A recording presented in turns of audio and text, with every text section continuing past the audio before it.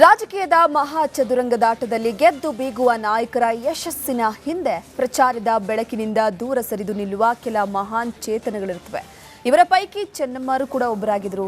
ಸುದೀರ್ಘ 72 ವರ್ಷ ಗಂಡನ ಜೊತೆ ಆಲದ ಮರದಂತೆ ನಿಂತಿದ್ದಂತ ಗಟ್ಟಿಗಿತ್ತಿ ಈಗ ಮರೆಯಾಗಿದ್ದಾರೆ.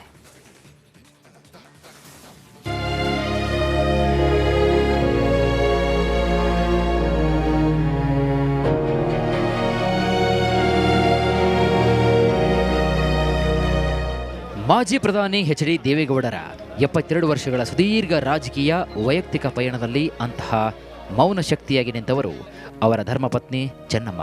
ರಾಜಕೀಯ ವೇದಿಕೆಯಲ್ಲಿ ಎಂದಿಗೂ ಕೂಡ ಕಾಣಿಸಿಕೊಳ್ಳದ ಚೆನ್ನಮ್ಮ ಕುಟುಂಬದ ಜವಾಬ್ದಾರಿಯನ್ನು ಹೊತ್ತು ಕಷ್ಟ ಸುಖಗಳಲ್ಲಿ ದೇವೇಗೌಡರಿಗೆ ಅಚಲವಾಗಿ ಬೆಂಬಲವಾಗಿ ನಿಲ್ತಾರೆ.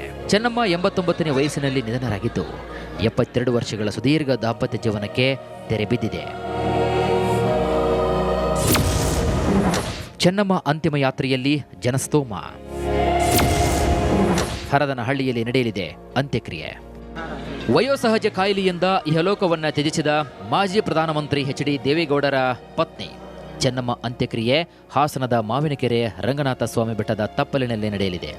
ದೇವೇಗೌಡರ ಪದ್ಮನಾಭನಗರದ ನಿವಾಸದ ಸಮೀಪದ ವಾಜಪೇಯಿ ಮೈದಾನದಲ್ಲಿ ನಿನ್ನೆ ಬೆಳಗ್ಗೆ 7 ರಿಂದ 11 ಗಂಟೆವರೆಗೆ ಸಾರ್ವಜನಿಕ ದರ್ಶನಕ್ಕೆ ವ್ಯವಸ್ಥೆಯನ್ನು ಮಾಡಿಕೊಡಲಾಗಿತ್ತು. ಇನ್ನು ಕೇಂದ್ರ ಸಚಿವ ಪ್ರಹ್ಲಾದ್ ಜೋಶಿ, ವಿಪಕ್ಷ ನಾಯಕ ಆರ್ ಅಶೋಕ್, ಮಾಜಿ ಸಚಿವ ಜನಾರ್ದನ್ ರೆಡ್ಡಿ, ಶ್ರೀರಾಮುಲು, ಸಂಸದ ತೇಜಸ್ವಿ ಸೂರ್ಯ, ಸುಧಾಕರ್, ವೀರಪ್ಪ ಮೊಯ್ಲಿ, ಸಚಿವ ಯುಟಿ ಖಾದರ್ ಸೇರಿ ನಟ ನಟಿಯರು ಅಂತಿಮ ದರ್ಶನವನ್ನು ಪಡೆದುಕೊಂಡರು.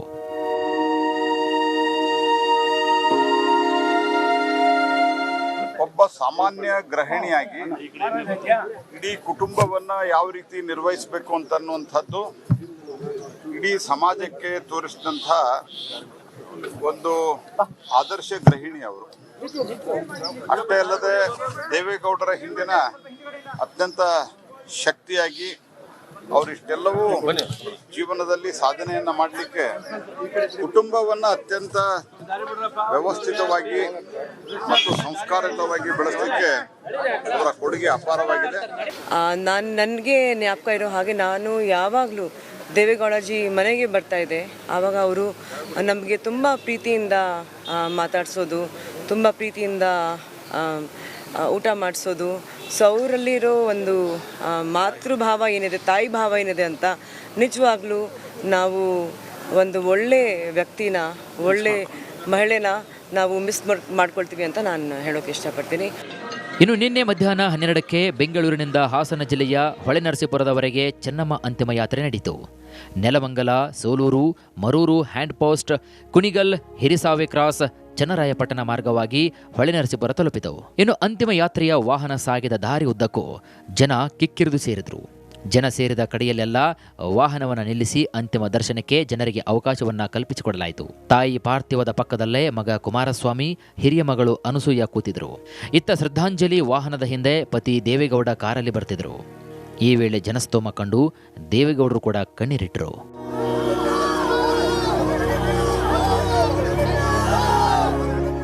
ಬೆಳಗ್ಗೆ 7 ರಿಂದ ಹೊಳೆನರಸೀಪುರದ ಎಚ್.ಡಿ. ರೇವಣ್ಣ ನಿವಾಸದಲ್ಲಿ ಅಂತಿಮ ದರ್ಶನಕ್ಕೆ ವ್ಯವಸ್ಥೆಯನ್ನು ಮಾಡಲಾಗಿದೆ. ಮಧ್ಯಾಹ್ನ 2 ರಿಂದ ಸಂಜೆ 4:15 ಮಾವಿನಕೆರೆ ಶ್ರೀ ರಂಗನಾಥ ಸ್ವಾಮಿ ಬೆಟ್ಟದ ತಪ್ಪಲಿನಲ್ಲಿ ಚೆನ್ನಮ್ಮನವರ ಅಂತ್ಯಕ್ರಿಯೆ ನಡೆಯಲಿದೆ.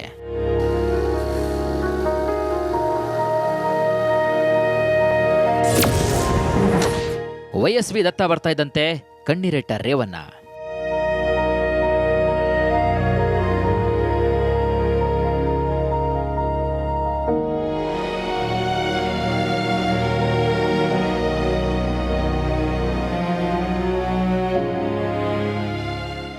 ನರಸೀಪುರದ ಮನೆಯಲ್ಲ ಅಲ್ಲಿ ಏನಾದ್ರು ನೋಡ್ಲಿಕ್ಕೆ ಅವಕಾಶ ಇದೆಯಾ ಸರ್? ನರಸೀಪುರದ ನೈಟ್ ಎಲ್ಲ ಇದೆ. ತಾಯಿಯವ್ರ ಬಗ್ಗೆ ಏನು ಹೇಳ್ತೀರಿ ಸರ್? ಅವರಿಗಾಗಿ ಅವ್ರ ಊರಲ್ಲಿ ಶಾಲೆನೇ ಕಟ್ಸಿದ್ದೀರಾ. ನಾವು ಈಗ ನೋಡ್ಕೊ ಬಂದ್ವಿ, ಆ ಶಾಲೆನ ಸೋರ್ತಾ ಇದೆ ಅನ್ನೋ ಕಾರಣಕ್ಕಾಗಿ ಒಂದು ಹೊಸ ಬಿಲ್ಡಿಂಗ್ ಕಟ್ಟಿದ್ದೀರಾ. ಮತ್ತು ಯಾವಾಗಲೂ ಅವರಿಗೆ ಅವರು ಹಿಂದೆ ಇದ್ದಾಗಲೂ ನೀವು ಪೂಜೆ ಮಾಡಿ ದೇವತೆ ಕಳ್ಕೊಂಡ್ಬಿಟ್ಟೆ ಸರ್.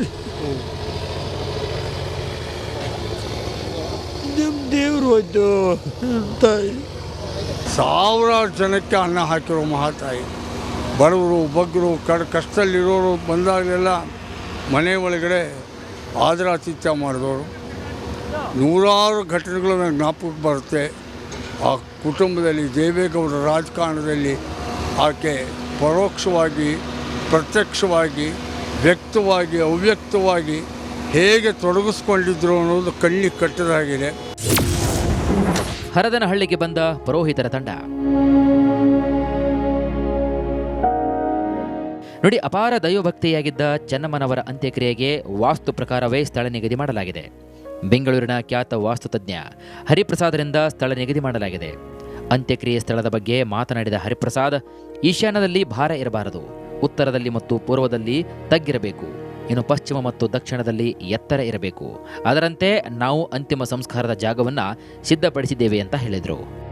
ಆ ತಾಯಿಯವರು ಆ ಸಮಾಧಿ ಎಲ್ಲಿರಬೇಕಿತ್ತು, ಅದಕ್ಕೆ ಎ ಸೈಡಲ್ಲಿ ಓಪನ್ ಪ್ಲೇಸ್ ಜಾಸ್ತಿ ಬರಬೇಕು, ಎ ಸೈಡ್ ಕಮ್ಮಿ ಇರಬೇಕೆಂದು ಡೈರೆಕ್ಷನ್ ಕೊಟ್ಟೈತೆ ಅಷ್ಟೇ.